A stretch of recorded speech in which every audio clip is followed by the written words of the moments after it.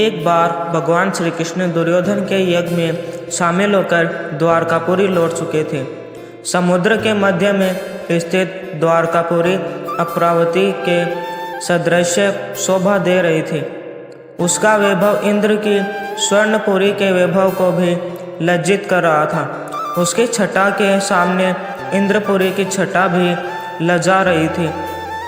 उसके यश और प्रताप का गौरव पृथ्वी पर चारों ओर गूंज रहा था। साधारण नृपतियों की तो बात क्या, द्वारका के वैभव को देखकर स्वयं देवराज इंद्र के मन में ईर्ष्या उत्पन्न हुआ करती थी। एक बार पृथ्वी के सैकड़ों नृपति द्वारकापुरी की छटा और उसके वैभव को देखने के लिए वहां गए। द्वारकाधीश की ओर से उन सभी नृपतियों का आदर सत्कार किया गया और उनके निवास के लिए समुचित व्यवस्था की गई। मध्याह्न का समय था। राजसभा में सभी नृपतियों के मध्य स्वर्ण सिंहासन पर भगवान श्री कृष्ण शोभायमान थे। वे ऐसे ज्ञात हो रहे थे मानो देवताओं के मध्य में प्रजापति ब्रह्मा शोभा दे रहे हो। सहसा आकाश बादलों से आच्छन्न हो उठा। गंभीर गर्जना होने लगी और रह रहकर बिजली भी चमकने लगी। ऐसा ज्ञात होने लगा मानो प्रलय होने वाला है।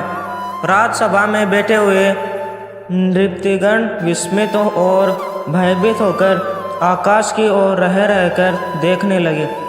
नृपतियों को उस समय और भी आश्चर्य हुआ जब उन्होंने आकाश में छाए हुए बादलों के भीतर से वीणा बजाते हुए देवर्षि नारद को धरती पर उतरते हुए देखा।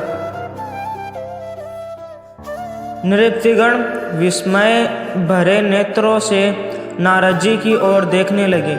नारद ने राजसभा के मध्य में उतरकर भक्तिपूर्वक भगवान श्री कृष्ण को प्रणाम किया और विनीतता के साथ कहा, प्रभु आप धन्य हैं। सभी विभूतियों के साथ आपकी शोभा अभूतपूर्व है।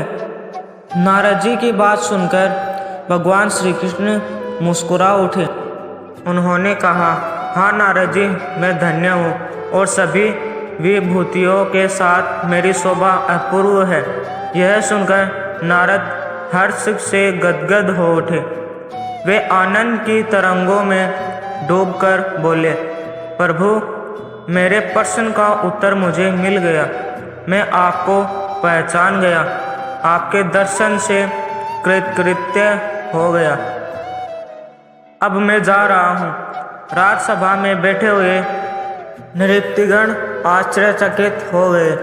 उन्हें नारद और श्री कृष्ण की ओर देखते हुए बोले, द्वारकाधीश नारद ने क्या कहा और आपने क्या उत्तर दिया?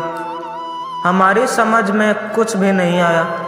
हमें नारद और अपनी बात का वास्तविक अर्थ समझाने की कृपा करें। भगवान श्री कृष्ण ने कहा, वास्तविकता तो आपको स्वयं नारद जी ही समझाएंगे। यह कहकर भगवान श्री कृष्ण ने नारद की ओर देखा। नारद अपनी ओर भगवान श्री कृष्ण की बात का वास्तविक अर्थ नृपतियों को समझाने लगे। नृपतिगण नारद की ओर देखते हुए बड़े ध्यान से उनकी बात सुनने लगे। नारद जी बताने लगे, प्रभात के पश्चात का समय था।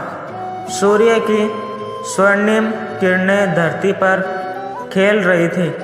मैं गंगा के तट पर विचरण कर रहा था। मेरी दृष्टि एक विशाल कूर्म पर पड़ी जो गंगा के पवित्र जल में डुबकियां लगा रहा था।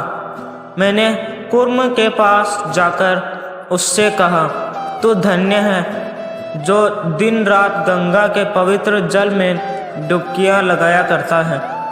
गंगा के जल में डुबकियां लगाने के कारण तू देवताओं के समान पवित्र हो गया है।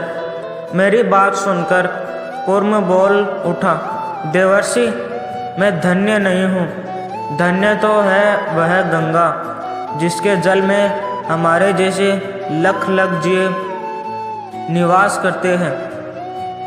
कूर्म की बात सुनकर मैं गंगा के समक्ष उपस्थित हुआ। मैंने गंगा से कहा, देवर्षि गंगे, तू धन्य है, तू लख लख जीवों को अपने जल में स्थान देकर उन्हें संजीवनी प्रदान करती है।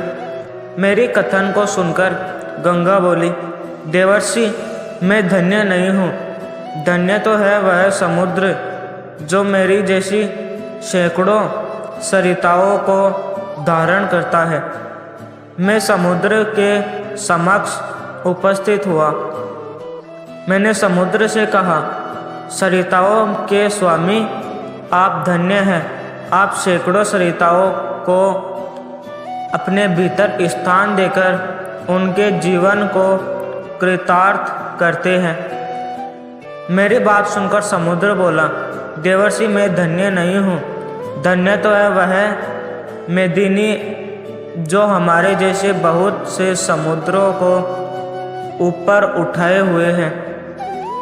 मैंने मेदिनी के समक्ष उपस्थित होकर उससे कहा, वसुंधरे तू धन्य है, तू बहुत से समुद्रों को धारण करके उन्हें गौरव प्रदान करती है। मेदिनी ने उत्तर दिया, नारद मैं धन्य नहीं हूँ, धन्य तो है वे पर्वत जो मुझे भी धारण करने के कारण भूधर कहलाते हैं। मैंने पर्वतों के समक्ष उपस्थित होकर उनसे कहा, पर्वतों आप धन्य हैं, आप मेदिनी को धारण करके उसके मनोरथ सफल बनाते हैं।